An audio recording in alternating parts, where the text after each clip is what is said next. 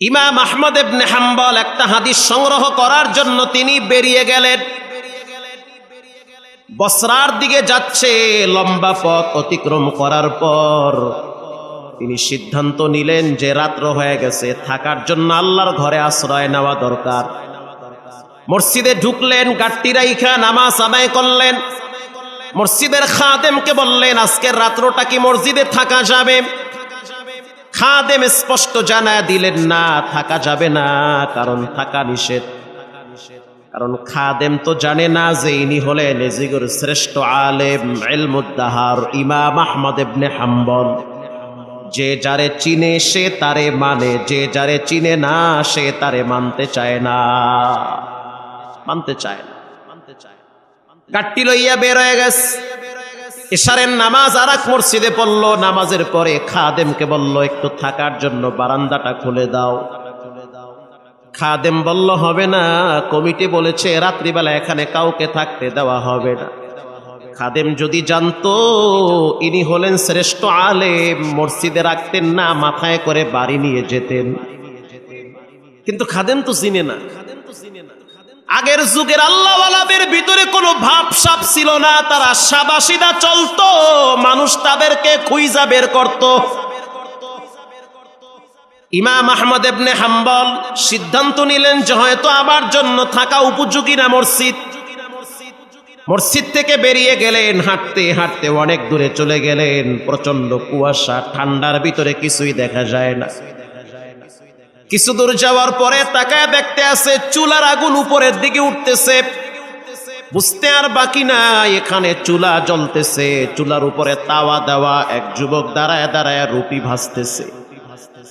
ইমাম আহমদ ইবনে হাম্বল কাছে গিয়া বললেন, ও যুবক, আজকের রাত্রটা যদি আমার তোমার গরম চুলার কিনারায় কাটায় দেই তাহলে কি তোমার কষ্ট হবে? যুবক বলল, না, কষ্ট হবে না। আপনি একজন মুসলমান, আমার চুলার কিনারায় যদি আপনি একটু ঘুমান, এটা তো আমার জন্য খুশনসিব। থাকেন আপনি, ভিতরে কম্বল আছে, আয়না দিচ্ছি, রুটি আছে, যত মনে চায় খান, আরামে ঘুমান, ফজরের টাইমে আমি আপনারা ডাইকা দিব। ইমাম আহমদ ইবনে হাম্বল কয়, ও দয়ার মালিক আল্লাহ, এ তোমার কেমন নিয়ম? দুই মসজিদে গেছি, ধাক্কায়া বাইর কইরা দিছে, এহেনে দেখি গরম রুটি আর গোশত লইয়া বইয়া রইছে। এই জন্য কখনো ঘাবড়াইতে নাই। দরওয়াজা 10টা বন্ধ হতে পারে, 11টার বেলায় খুলে দিতে পারেন কে? কখনো ঘাবড়াবেন না, অস্থির হবেন না। চাকরি হচ্ছে না, বেশি টেনশন করবেন না, চেষ্টা করেন, ট্রাই করেন। আপনার রবের দরওয়াজা কখনোই বন্ধ থাকে না। আপনি উকি মারেন, অটোমেটিকলি ব্যবস্থা করে দিবেন কে? আল্লাহ তাআলা। ইমাম আহমদ ইবনে হাম্বল গাট্টি পাশে রাইখা গরম চুলার কিনারায় পিঠটা লাগাইয়া ঠেকনা দিয়া শুয়ে আছে। আর যুবকের চেহারার দিকে তাকায়া দেখতেছে, নূর ঝলমল করতেছে, নিজের হাতে পরিশ্রম করতেছে, রুটি বেলতেছে। হাত দিয়া রুটি বেলে, জিব্বা দিয়া বাড়ি মারে, কি পরে কানটা লাগায়া শুনতেছে, জিব্বা লড়ায়া লড়ায়া পড়তেছে আস্তাগফিরুল্লাহ। এটা পড়তেছে। এটা কি মনে করছেন আপনি? 20 কোটি টাকা দিলে যে উপকার না হবে, এর চেয়ে বেশি উপকার হবে একবার যদি কেউ ইস্তেগফার করে। এটা আপনাকে তো হেলায় খেলায় আপনি এটা নষ্ট করতে আছে। আবার শুনতে আছে, জিব্বা লড়াইয়া পরে আস্তাগফিরুল্লাহ। রুটি বেলতে আছে আর পরে আস্তাগফিরুল্লাহ। রুটি তাওয়ায় দেয়, পরে আস্তাগফিরুল্লাহ। যে যারে চিনে সে তারে মানে, যে যার পরিচয় পায় সে তার জন্য পাগল হয়ে যায়। যে তার রবকে চিনছে, জীবন চলে গেল, ফজরের টাইমে ঘুমায়া থাকতে পারে না। যে তার আল্লাহকে চিনে ফেলাইছে, যে মনে করে যে আমার হায়াতের মালিক আল্লাহ, আমার মতো অনেক মানুষকে রব্বুল আলামিন পঙ্গু বানাইয়া বিছানায় ফালায়া রাখছে। অনেক যুবককে গাড়ি অ্যাক্সিডেন্টের মাধ্যমে কবরের বাসিন্দা বানায়া দিছি। হঠাৎ হঠাৎ মানুষদেরকে আল্লাহ তাআলা দুনিয়ার থেকে বিদায় করতেছে। কত যুবককে রব্বুল আলামিন ঘুমের ভিতরে জায়গায় প্যারালাইজ বানায়া দিছে। যে তার রবকে চিনে, জীবন চলে গেল, সে গুনাহের রাস্তায় পা বাড়াইতে পারে না। ইমাম আহমদ ইবনে হাম্বল তাকায়া দেখতে আছে যুবক রুটি ভাজে আর পরে আস্তাগফিরুল্লাহ। কাস্টমার দোকানে ঢুকতেছে, পড়তেছে আস্তাগফিরুল্লাহ, রুটি খাচ্ছে পরে আস্তাগফিরুল্লাহ। কাস্টমার টাকা দেয়, টাকা ক্যাশ বাক্সে ঢুকায় পরে আস্তাগফিরুল্লাহ। ইমাম আহমদ ইবনে হাম্বল আশ্চর্য হয়ে গেলেন, কৌতূহল বশত প্রশ্ন করলেন, এটা কোন তসবিহ খালি আস্তাগফিরুল্লাহই পড়ে? এই যুবক কি পড়ো রে ভাই? ভাই পড়ি আস্তাগফিরুল্লাহ, রব তুমি আমারে ক্ষমা কইরা দাও। এটা পয়রা তুমি কতটুকু লাভবান হয়েছো?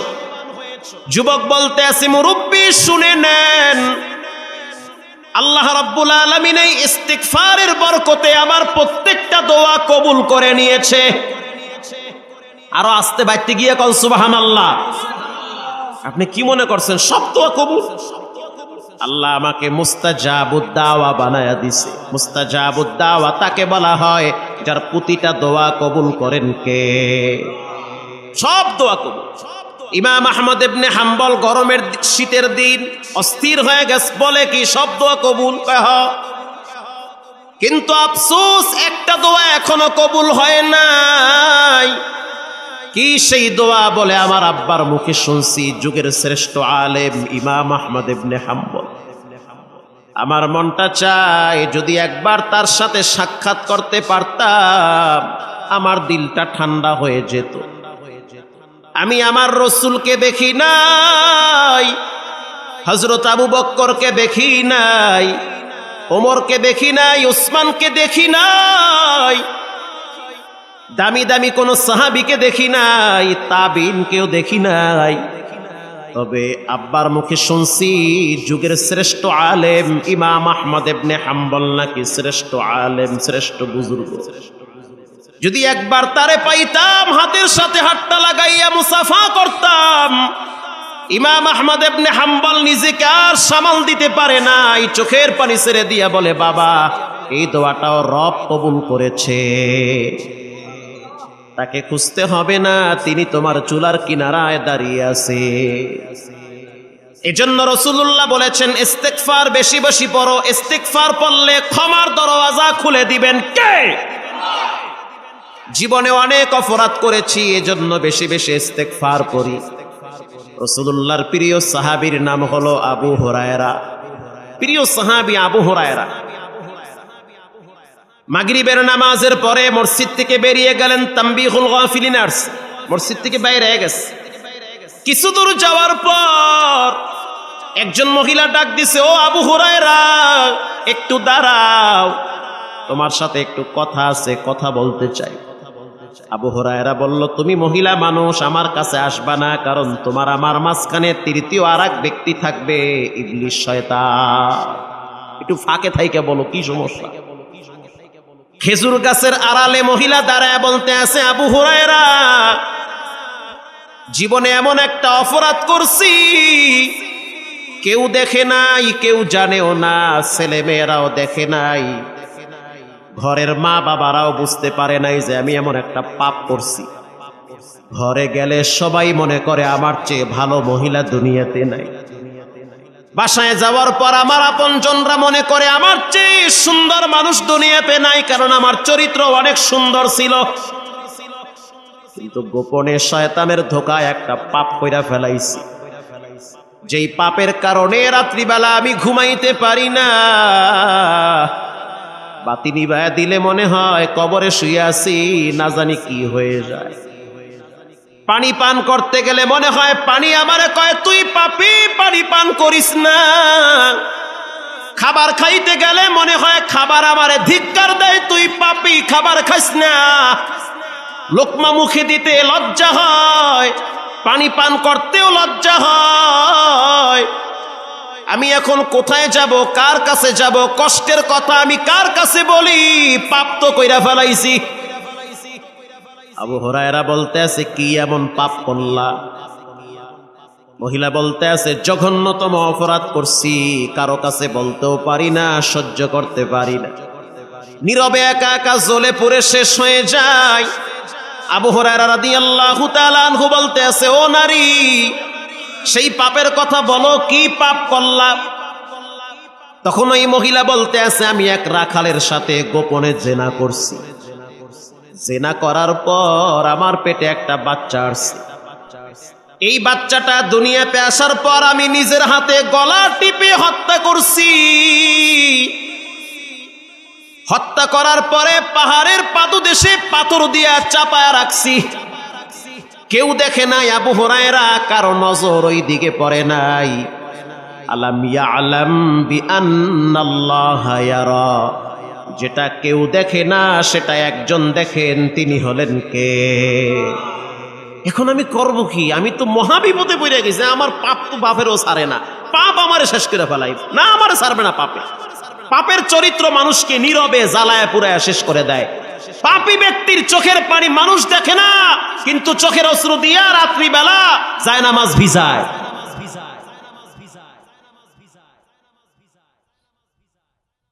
আবু হুরায়রা রাদিয়াল্লাহু তাআলা আনহু বলতে আছে, দূর হ, আমার চোখের 100 মাইল দূরে থাকবি, ধ্বংস হয়ে যা। নিজেরে শেষ করলি, বাচ্চাটারে কেন হত্যা করলি? এই সমাজের অনেক যুবক আছে হাসতে হাসতে পাপ করে, মনে করে কিছুই হবে না। মেয়েদের চরিত্র নিয়ে সিনিমিনি খেলে, মনে করে কিছুই হবে না।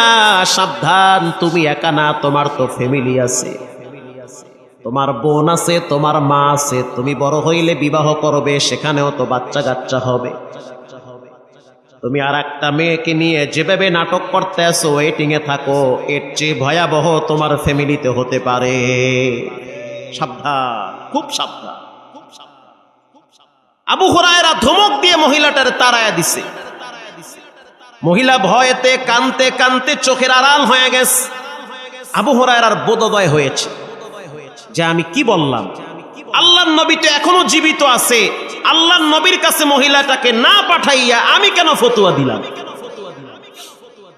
আবু হুরায়রা এবার দৌড় মারছে, আল্লাহর হাবিবের কাছে গিয়া কয়, সরকারে দো আলম, একজন মহিলা এই ঘটনা ঘটাইছে, আর আমি এটা বলেছি যে তুই ধ্বংস হয়ে যা। বলার সাথে সাথে আল্লাহর নবীর চেহারা অন্ধকার হয়ে গেছে। আল্লাহর নবী বলতে আছে, আবু হুরায়রা, মহিলাটারে কেন তাড়া দিলি? তুমি ধ্বংস হয়ে যাও, তুমি বিনাশ হও, মহিলাটারে কেন তাড়া দিলা? অথচ আল্লাহ তাআলা জিবরাইলের মাধ্যমে মহিলার ইস্তেগফার আর চোখের পানির কারণে তওবার আয়াত নাজিল করেছে। ইল্লা মান তাবা ওয়া আমানা ওয়া আমিলা আমালান সালিহা,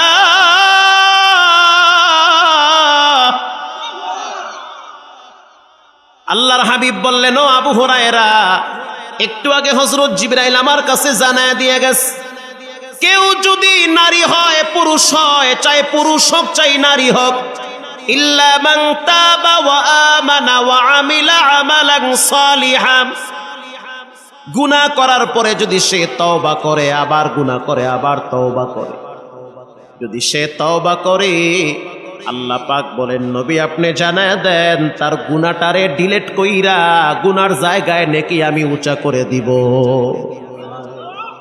আবু হুরায়রা, হুজুর বলেন কি, ঘটনা কি এরকম ঘটে গেছে যে আপনার কাছে জিবরাইল এসে আয়াত নিয়ে আসছে, আর আমি এদিকে মহিলাটার তাড়ায় দিছি? এজন্য কখনোই আপনাকে মানুষকে ছোট মনে করবেন না। আজকের ডাকাত কালকে তওবা করে আল্লাহওয়ালা হয়ে যেতে পারে। আজকের জিনাকার কালকে তওবা করে ফেরেশতাদের চেয়েও দামি হতে পারে। আর আপনার মতো দরবেশ আজকে ভালো, কালকে বেঈমান হয়ে কবরে যাওয়া লাগতে পারে। কখনো অহংকারী ভাব প্রকাশ করবেন না, মানুষকে দূরে সরায়া দিবেন না, বরং আশার বাণী শোনা। যত পাপ করো দূর হইও না, রবের দরওয়াজা বন্ধ না, বরং খোলা আছে। আবু হুরায়রা পরের দিন বাজারে গেছে, আবার 2 হাত এরকম উঁচা করছে, অ্যানাউন্স করতেছে, গতকালকে রাত্রিবেলা মাগরিবের পরে আমার কাছে একটা ফতোয়া জানার জন্য কে আসছিল, কাউকে খুঁজে পায় না। অনেক সময় পর একজন মহিলা বলতে আছে, ও আবু হুরায়রা, আমি আর ছিলাম গতকালকে রাত্রি, আবু হুরায়রা বলতে আছে, রব্বুল আলামিন তোমার চোখের পানি আর ইস্তেগফারের কারণে তোমার বাচ্চা হত্যার গুনাহ মাফ করে দিয়েছে। মাফ করে দিয়েছে আল্লাহ। মহিলা চোখের পানি ছেড়ে দিয়া দুইটা হাত উপরে উঠাইয়া কয়, আল্লাহ, এত বড় খুশনসিব তুমি নবীর মাধ্যমে জানায় দিছো, আমি তোমারে কি দিব? আমার কিচ্ছু নাই, তবে আমি আপনার নবীর সাহাবী আবু হুরায়রাকে সাক্ষী রেখে বললাম, আমার বাবার সম্পদের ওয়ারিশ সূত্রে আমি একটা খেজুরের বাগান পাইছি। আল্লাহ আপনি সাক্ষী, আমার খেজুর বাগানটা আপনার রাস্তায় আমি দান করে দিলাম। আল্লাহ আল্লাহ মিকুনাত লাইলো নাহারু, আল্লাহ আল্লাহ মিকুনাত শামসু হাজার। ক্ষমার মালিক কে? এজন্য ঘাবড়াইতে নাই, অস্থির হতে নাই, তওবা করতে হয়, আল্লাহর কাছে ক্ষমা চাইতে হয়। ইবনুল জাওজি রাহিমাহুল্লাহ উয়ুনুল হিকায়াতে একটা ঘটনা লেখেন। বিখ্যাত ইমাম ইবনুল জাওজি তিনি লেখেন যে মালিক ইবনে দিনার একবার বাইতুল্লাহ হজে গেছে। লাব্বাইকের আওয়াজ দেওয়ার পর বাইতুল্লাহর হেরেমের পাশে শুয়ে আছে। শুয়ে শুয়ে তাকায় দেখতে আছে অনেক মানুষ সাদা কাপড় পেঁচাইয়া লাব্বাইকের আওয়াজ দেয়। আর তিনি ভাবতেছে যে আমি যদি বুঝতে পারতাম কার হজ কবুল হয়েছে কারটা কবুল হয় না। এটা ভাবতে ভাবতে তিনি ঘুমায় গেলেন। স্বপ্নে একজনে বলতে আছে, ও মালিক ইবনে দিনার, অন্যের হজ নিয়ে টেনশন করিও না, তুমি তোমারটা নিয়ে চিন্তা করো। মনে রাখবা এবছর হাজিদের সবাইর হজ কবুল হয়েছে, একজন ব্যক্তির হজ কবুল হয় নাই, তার নাম হলো মুহাম্মদ ইবনে হারুন, তার বাড়ি হলো বাগদাদে। মুহাম্মদ ইবনে হারুন আল বালখি, তার বাড়ি হলো বাগদাদে। তিনি এখনো বাগদাদের তাঁবুতে আছে, তার মানে বাগদাদ থেকে যেই জামাতটা হজের সফরে আসছে ওই তাঁবুতে তিনি আছে, ওখানে গেলেই তারে পাবা। তার হজ কবুল হয় নাই, বাট বাকি সবার হজ কবুল করেছেন কে? মালিক ইবনে দিনার সকালবেলা সেই তাঁবুর সন্ধানে গেলেন।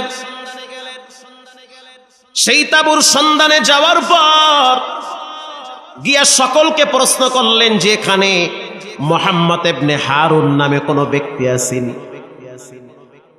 একজনে শোনার সাথে সাথে বসার থেকে দাঁড়ায় গেল। দাঁড়ায় বলতে আছে, আপনার কি নাম? বলে, আমার নাম হলো মালিক ইবনে দিনার। উহ, আব্বার মুখে শুনছি মালিক ইবনে দিনার অনেক বড় এক বুজুর্গ, আপনি কি সেই ব্যক্তি? না, আমি তেমন বড় বুজুর্গ না, তবে আল্লাহর একজন গোলাম, গুনাহগার বান্দা। তো এখানে হারুন বলখিকে তার অবস্থান কোথায়? বলে, তিনি তো আমাদের সবার মুরব্বী এবং তিনি ভালো একজন মানুষ, নেককার মানুষ, আল্লাহওয়ালা মানুষ। 40 বছর পর্যন্ত তিনি রাত্রিবেলা ঘুমায় না।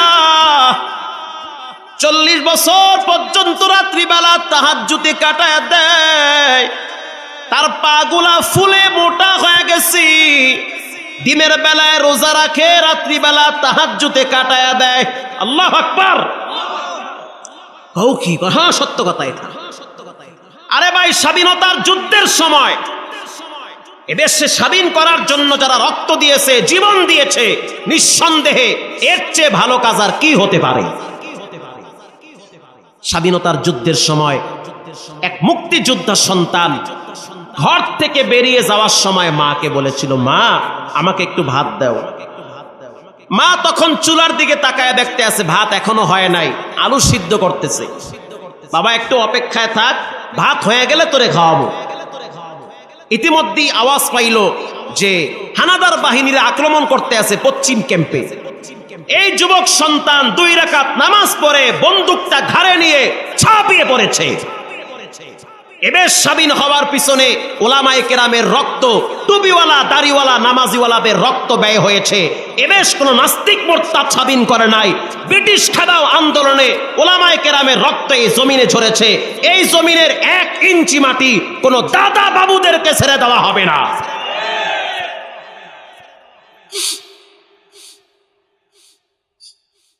বারো বছর পর্যন্ত সেই মা ভাত খায় নাই।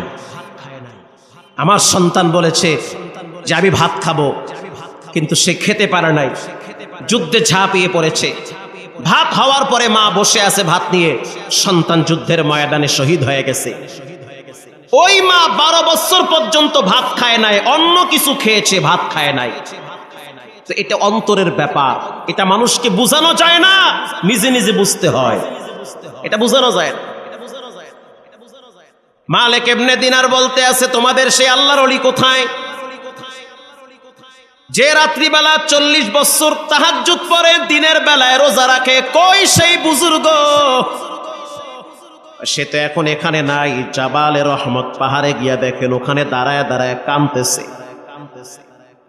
এবার মালিক ইবনে দিনার পায়ে হেঁটে হেঁটে হেঁটে হেঁটে জাবালে রহমতের পাহাড়ের কিনারায় গেল।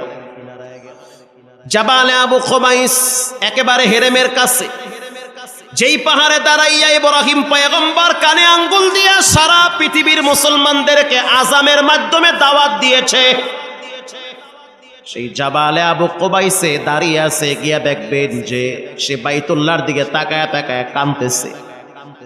মালিক ইবনে দিনার কাছাকাছি গিয়া দেখছে দাড়ি পাকা এক মুরব্বী, একটা হাত নাই, অর্ধেক নাই, বাকি অর্ধেক হাত ঘাড়ের সাথে ঝুলাইয়া, আর একটা হাত বাইতুল্লাহর দিকে ফিরে চোখের পানি ছেড়ে কাঁদে। মালিক ইবনে দিনার পিছনে দাঁড়াইছিল লম্বাটাই, আর ওই হারুন বলখিয়া যে চোখের পানি ছেড়ে হাত তুইলা আল্লাহর দরবারে কান্দে আর কয়, আল্লাহ, জীবনে এমন একটা অপরাধ করছি, দাড়ি পাইকে গেছে, তারপরও সেই কথা ভুলি নাই। জীবনের শেষ মুহূর্তে এসে তোমার দরওয়াজায় আবার আমি উকি দিয়েছি। আমার আপনজনরা সবাই জানে আমার মতো ভালো মানুষ দুনিয়াতে কেউ নাই, আমার সফর সঙ্গীরা সবাই জানে আমার মতো দরবেশ কেউ নাই, কিন্তু জীবনে এমন একটা ঘটনা ঘটাইছি তুমি ছাড়া এখন আর দুনিয়াতে কেউ জানে না। এ কথা পিছনে দাঁড়ায় দাঁড়ায় মালিক ইবনে দিনার শুনতেছি। পর মালিক ইবনে দিনার পিছন থেকে সালাম দিল, আসসালামু আলাইকুম ইয়া হারুন বালখি। তিনি হাত নামায়া পিছনে তাকায়া দেখলো জুব্বা পরা, মাথায় পাগড়ি পরিহিত, সুন্দর দাড়ি, নুরানি চেহারা নিয়ে এক ব্যক্তি দাঁড়িয়ে আছে। ভাই, আপনি কোথা থেকে আসছেন? বলে, আমিও তো হজের সফরে আসছি। আপনার কি নাম? বলে, আমার নাম হলো মালিক ইবনে দিনার। আল্লাহু আকবার। আপনার নাম মালিক ইবনে দিনার, বুঝতে পারছি আপনি সাধারণ মানুষ। চোর চোরকে চিনে, ডাকাত ডাকাতকে চিনে, আল্লাহওয়ালা আল্লাহওয়ালাদেরকে চিনে। আপনার নাম? বলে, আমার নাম মোহাম্মদ বিন হারুন আল বলখি। এখানে দাঁড়ায় দাঁড়ায় কি করতেছেন? বলে, যার জ্বালা সে বুঝে আর একজন বুঝে না। আমার জ্বালা তুমি বুঝবা কি? আমি তো স্বপ্নে দেখছি সবাইয়ের হজ কবুল হয়েছে, আপনার হজ কবুল হয় না। কিন্তু আপনার সুনাম সুখ্যাতি আপনার তাঁবুর ভিতরে পাইছি। রাত জেগে জেগে আপনি তাহাজ্জুদ পড়েন, দিনের বেলায় রোজা রাখেন, এটা সাধারণ কোনো মানুষের কাজ নয়। তাহলে আপনার হজ কেন কবুল হয় না? এটা আমার বোধোদয় হচ্ছে না, এটা আমি বুঝতে পারতেছি না। হারুন বলখি বলতে আছে, আপনি ঠিক দেখছেন, 40 বছর পর্যন্ত আমি এই বাইতুল্লাহর চতুর্দিকে লাব্বাইকের আওয়াজ দেই। আমি যখনই বলি লাব্বাইক, কে যেন গায়েব থেকে বলে, লা লাব্বাইক, তোর হজ কবুল হয় নাই, লাব্বাইক কইস না, লাব্বাইক কইয়া লাভ নাই। একদিন আর 2 দিন না, দীর্ঘ 40 বছর পর্যন্ত আমি হজে আসি, প্রতি বছরই শুনি কে যেন বলে লা লাব্বাইক। কিন্তু মালিক ইবনে দিনার দরওয়াজা তো আর কোনো খোলা নাই, একটা দরওয়াজা শুধু খোলা।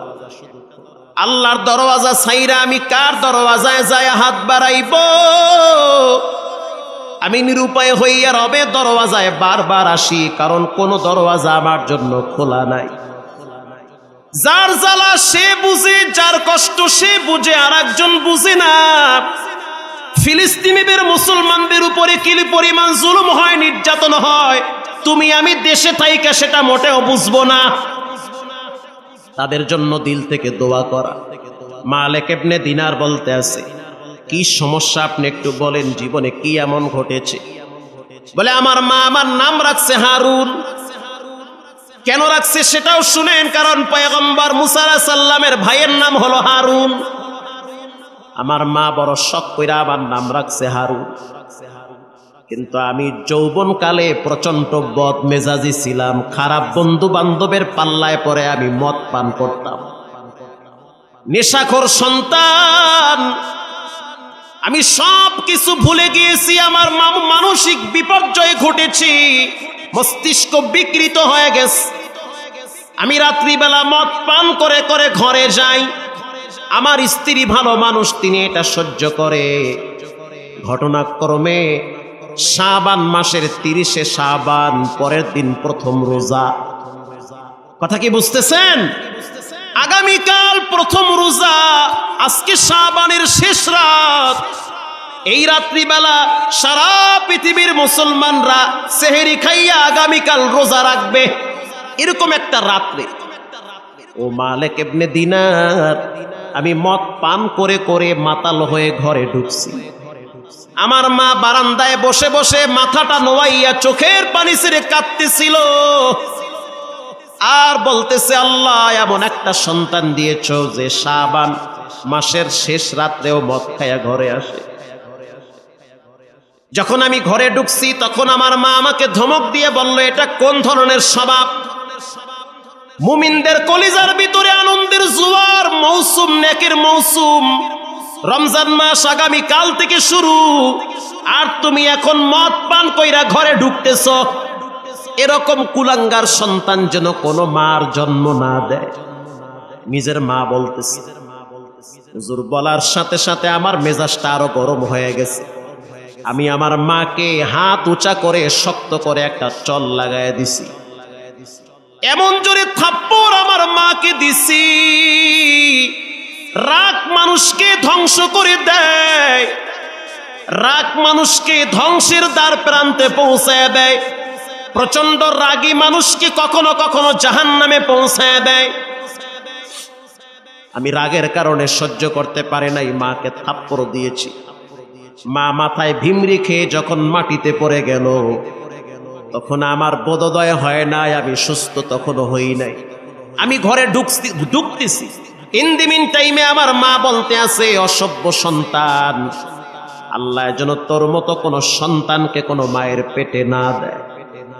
এটা বলার পর আমার মেজাজ আরো গরম হয়ে গেছে। ও ভাই, এরপরে আমি সিদ্ধান্ত নিয়েছি মাকে দুনিয়ায় রাখবো না।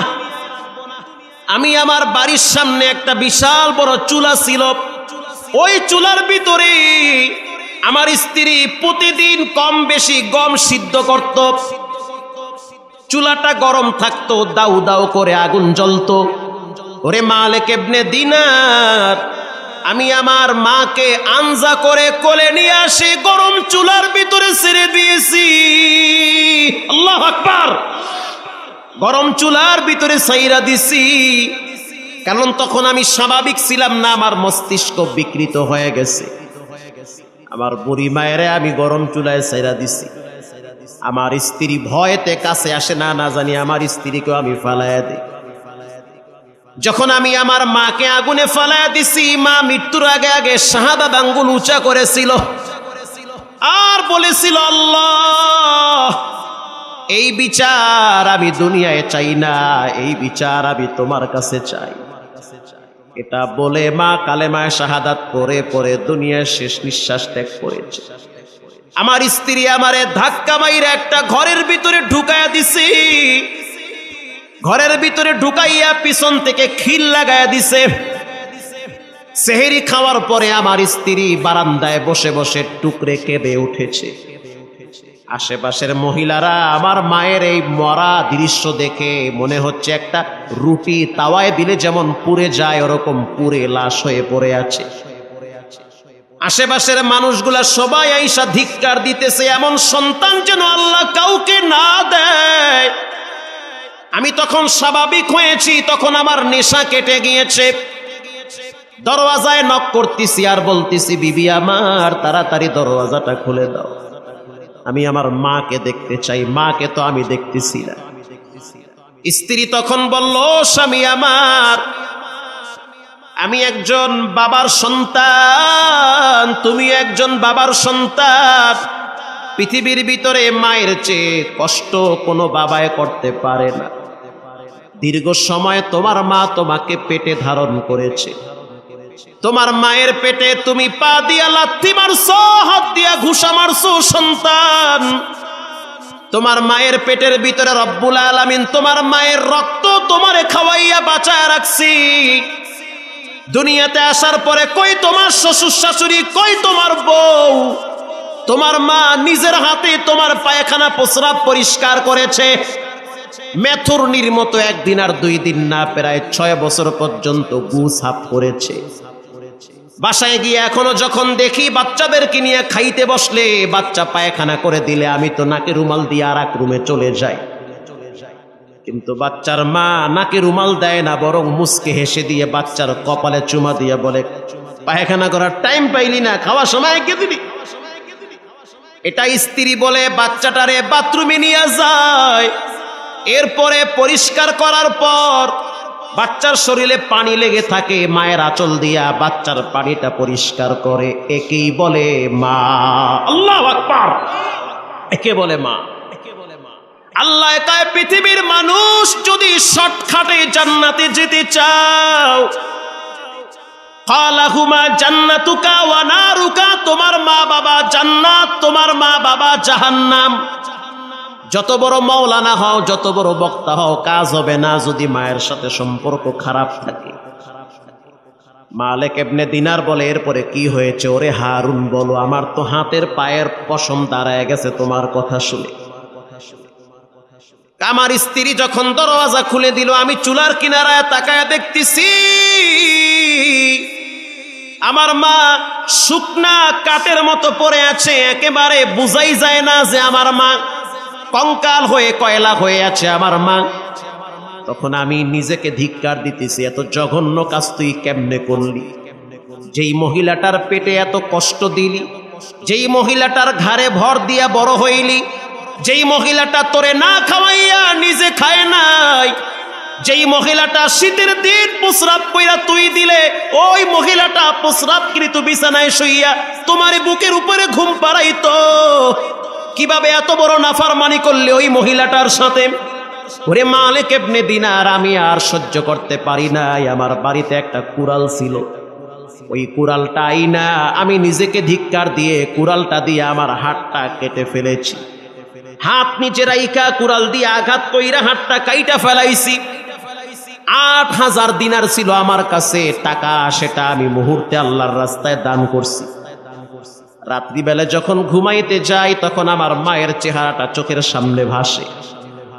আমি যখন বিছানায় পিঠটা লাগাই, তখন কোন মহিলা যেন আমাকে বলে যে এত বড় জঘন্য কাজ কেমনে করলি? আমি ঘুমাইতে পারি না, খাইতেও পারি না। আমি ওই দিন থেকে রাত্রিবেলা আর ঘুমাই না। দীর্ঘ 40 বছর পর্যন্ত আমি প্রতি হজের সফরে আমি হজে আসি। এমন একটা রাত নাই যেই রাতে আমি মায়ের জন্য চোখের পানি ছেড়ে কান্দি না। কিন্তু আমার চোখের পানিও কবুল হয় না, লাব্বাইকও কবুল হয় না। এইবার আমি হজের সফরে আইসা জাবালে আবু কুবাইস পাহাড়ে দাঁড়াইছি। এই জায়গায় দাঁড়ায় আমার বাবা ইব্রাহিম আলাইহিস সালাম, আমাদের জাতির পিতার নাম ইব্রাহিম আলাইহিস সালাম, তিনি এই জায়গায় দাঁড়ায় অ্যালাউন্স করেছে, ওয়াযিন ফিন্নাসি বিল হাজ্জি ইয়াতুকা রিজাল, আজান দাও, মানুষের কানে পৌঁছায়া দেওয়ার দায়িত্ব কার? এই জায়গায় দাঁড়াইয়া আমি বাইতুল্লাহর দিকে ফিরা ফিরা বলতে আছি, আল্লাহ, জীবনে অনেক পাপ করছি, নিজের মাকে নিজের হাতে হত্যা করছি, এখন আমি নিরুপায় হয়ে গেলাম, কি করব? 40 বছর হজ করছি, কবুল তো হয় না। মালিক ইবনে দিনার বলে, তাহলে একটা কাজ করে, যেহেতু আপনার আপনজনরা অনেকেই জানে না যে আপনি এই কাজ করেছেন, কাজ তো করছেন 40 বছর আগে, সবার কাছে আপনি আল্লাহর ওলি দরবেশ, আপনি প্রতিদিন 1000 বার ইস্তেগফার পড়ে এরপরে আপনি বিছানায় পিঠটা লাগাবেন। আমি তো ঘুমাই না। যদি না ঘুমান তাহলে আপনি প্রতি রাত্রে কমপক্ষে 1000 বার ইস্তেগফার করবেন। আস্তাগফিরুল্লাহ আস্তাগফিরুল্লাহ আস্তাগফিরুল্লাহ, এটা বলবেন। আর প্রতিদিন ঘুমাবার আগে আগে 100 বার দুরূদ শরীফ পড়বেন। আমি তো ঘুমাই না, যদি না ঘুমান তাহলে বাইতুল্লাহর দিকে ফিরে ফিরে 100 বার দুরূদ শরীফ পড়বেন। এটা পড়তে থাকেন। মালিক ইবনে দিনার এই সবকটা দিয়ে তিনি চলে গেলেন বাইতুল্লাহর হেরেমের দিকে। ওই দিন রাত্রিবেলা এই চিন্তা করে করে মালিক ইবনে দিনার ঘুমায় গেছি। ঘুমের ভিতরে রাহমাতুল লিল আলামিন স্বপ্নে দেখায়, ও মালিক সুসংবাদ জানা দাও, আল্লাহ রাব্বুল আলামিন ইস্তিগফারের বরকতে আর দুরূদ শরীফের বরকতে মা হত্যার বিচার আল্লাহ মাফ করে দিয়েছে। তবে কিয়ামতের ময়দানে আল্লাহ তাআলা তারে জাহান্নামে একবার ফালাবে।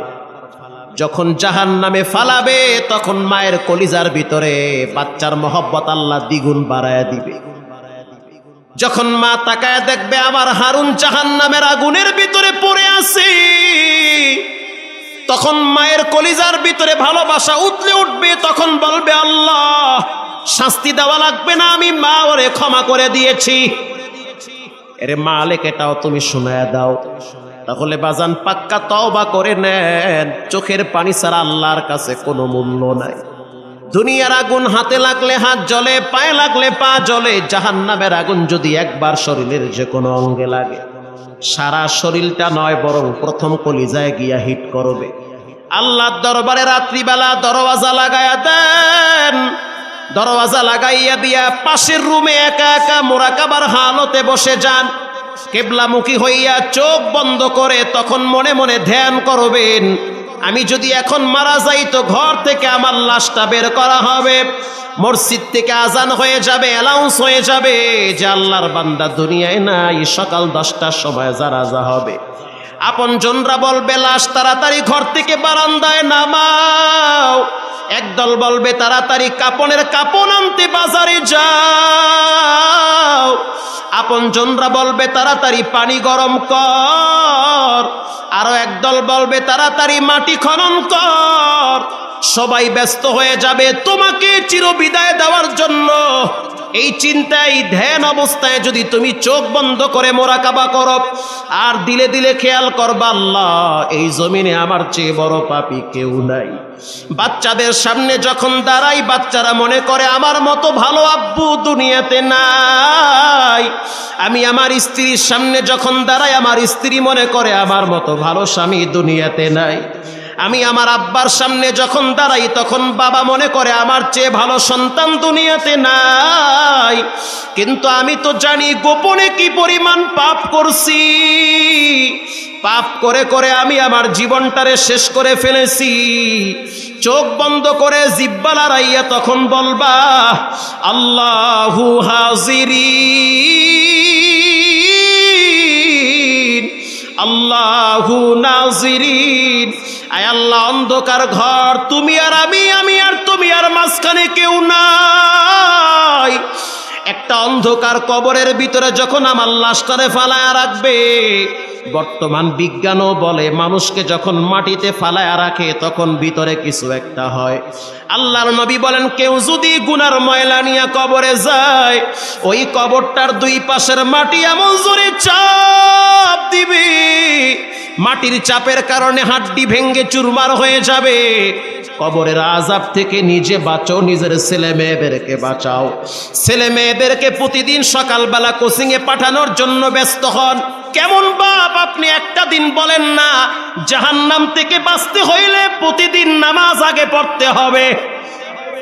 সকালবেলা মেয়েটাকে প্রাইভেটে পাঠায়া দেন, মা তার মেয়েকে প্রাইভেটে কোচিংয়ে পাঠায়া দেয়, একদিন না গেলে ধমক দেয়।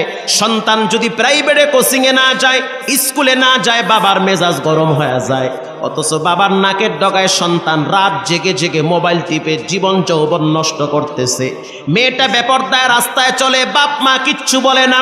ফজরের টাইমে বাবাও নামাজ পড়ে না, মাও নামাজ পড়ে না। আপনি এখনো বসে আছেন আর ভাবতেছেন যে আপনি জান্নাতে যাবেন, হবে না। কারণ আল্লাহর রাসূল বলেন একটা মানুষকে যখন কবরে শোয়ায়া দেওয়া হয়, ওই কবরের ডানে বামে সামনে পিছনে উপরে নিচে মাটি। উদিআল মাইয়িতু ফি কবরিহি জাআল কুরআন। প্রথম মাথার কিনারায় আল্লাহর নামাজ দাঁড়িয়ে যায়। আল্লাহু আকবার। নামাজ দাঁড়ায় বলে ওয়াসসালাত, সাবধান সাবধান, আমি নামাজ আমার হক দুনিয়াতে আদায় করেছে, আজকে এই কবরের ভিতরে ডান পাশ দিয়ে শাস্তি দিতে পারবে না। মাথার কিনারায় উদিআল মাইয়িতু ফি কবরিহি জা আল কুরআন, কোরআন মাথার কিনারায় দাঁড়ায় বলে চাপ দিবি না। বাম পাশে রোজা দাঁড়ায় বলে চাপ দিবা না। পায়ের কিনারায় জাগতিক আমল দাঁড়ায় বলে চাপ দিস না। প্রথম আপনাকে সেফটি দিবে কোরআন আর নামাজ। কিয়ামতের ময়দানে কোরআন সাক্ষী দিবে, আসসিয়ামু ওয়াল কুরআন ইয়াশফাআনি লিল আবদি ইয়াউমাল কিয়ামা। রোজার কোরআন কিয়ামতের ময়দানে আপনার পক্ষে সাক্ষী দিবে। এজন্য মুসলমান ভাইরা আমার, আজকে থেকে আল্লাহর কাছে পাক্কা তওবা করে নেই, কারণ চোখের পানির এত দাম। আল বুকাউ মিন খাশিয়াতিক, আল্লাহর কাছে সবচেয়ে দামি পানি হলো চোখের পানি। চোখের পানির চেয়ে শ্রেষ্ঠ পানি পৃথিবীতে আর একটাও নাই। আমি ছোট্ট একটা হাদিসের ঘটনা আপনাদেরকে শোনাই 2 মিনিটে। কষ্ট হচ্ছে? গভীর রাত মা হাফসা রাদিয়াল্লাহু তাআলা আনহা বলেন যে আল্লাহর নবী আমার বাবার বাড়িতে বেড়াইতে আসছে। মা হাফসা হলেন হযরত ওমরের কন্যা। আল্লাহর হাবিব একদিন হযরত ওমর রাদিয়াল্লাহু তাআলা আনহুর বাড়িতে গেছে। কথা বলতে বলতে অনেক রাত হয়ে গেছে। সরকারে দো আলম তিনি রাত্রিবেলা বাড়িতে আর যান নাই, ওখানেই ঘুমিয়ে পড়লেন। মা হাফসা বলেন গভীর রাত, একটা মাত্র বালিশ, এক পাশে আল্লাহর নবী মাথা দিয়েছে, আর এক পাশে আমি হাফসা মাথা দিয়েছি। শুধু তাই নয়, আমি হাফসার গালের সাথে আল্লাহর হাবিবের গাল মোবারক লাগায়া রাখছি। রাত্রিবেলা হঠাৎ আমি বুঝতে পারলাম যে আমার গালের উপরে কে যেন গরম পানি ঢালতেছে। আমি আশ্চর্য হয়ে গেলাম, গরম পানি কে ঢালে? ডানে বামে নজর করে দেখলাম গরম পানি নাই। একটু মাথা কাইট করলাম, বুঝতে পারলাম রহমাতুল লিল আলামিনের চোখের পানি বায়া বায়া পড়ে। মা হাফসা বলেন মা ইউবকিকা ইয়া রাসূলুল্লাহ, আপনার চোখে কেন পানি, কেন আপনি কাঁদেন? উগফির লাকা মা তাকদ্দামা মিন যামবিকা ওয়া মা তাআখার, আল্লাহ আপনার সামনের পিছনের সব গুনাহ মাফ করেছি। এই রাত্রিবেলা সবাই তো মজার মতো ঘুমায়, অথচ আপনার চোখের পানি আমার গাল স্পর্শ করেছে। তখন আল্লাহর রাসূল বললেন ও হাফসা, কানটা লাগায় শুনো, বারান্দায় কে যেন দাঁড়ায় দাঁড়ায় কোরআন তেলাওয়াত করে। মা হাফসা বলেন আমি কানটা লাগাইছি, তখন তো আর মোবাইল আর ফেসবুক ছিল না যে রাত্রিবেলা নষ্ট করবে সময়। মা হাফসা বলেন আমি কানটা লাগায় শুনতেছি, আমার ভাই ওমরের সন্তান আব্দুল্লাহ রাদিয়াল্লাহু তাআলা আনহু নামাজে দাঁড়ায় দাঁড়ায় কোরআনের একটি আয়াত তেলাওয়াত করতেছে। সেই আয়াতটা হলো কাল্লা ইন্নাহু মা'আর রাব্বিহিম ইয়াওমাইযিন লামাহজুবুন,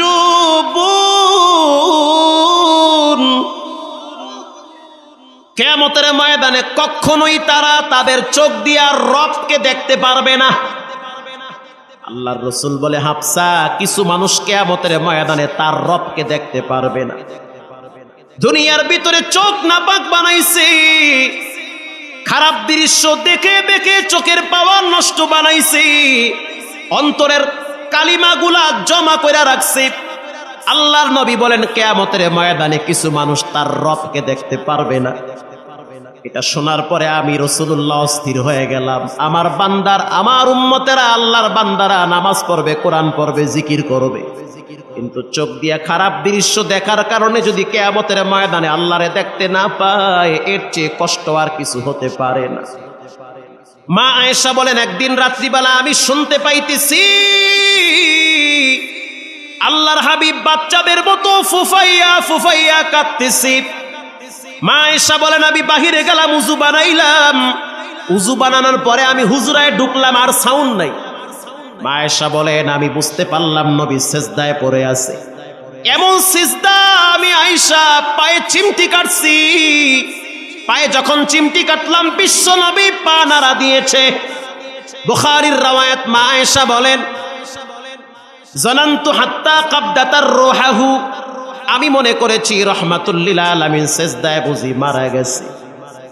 যখন আমি পায়ে চিমটি কাটছি তখন আল্লাহর নবী পা নাড়াইছে, বুঝছি আল্লাহর নবী এখনো মরে নাই, বেঁচে আছে। দীর্ঘ সময় সিজদার থেকে মাথা উঠাইছে, সালাম ফিরানোর পর আমি আয়েশা তাকায়া দেখতেছি নবীজির চোখের পানি, দাড়ি ভিজে ভিজে, জামা ভিজতেছে। আমি আয়েশা বললাম, ওগো পয়গম্বর, আপনার সামনে পিছনে সব গুনাহ মাফ করেছেন কে?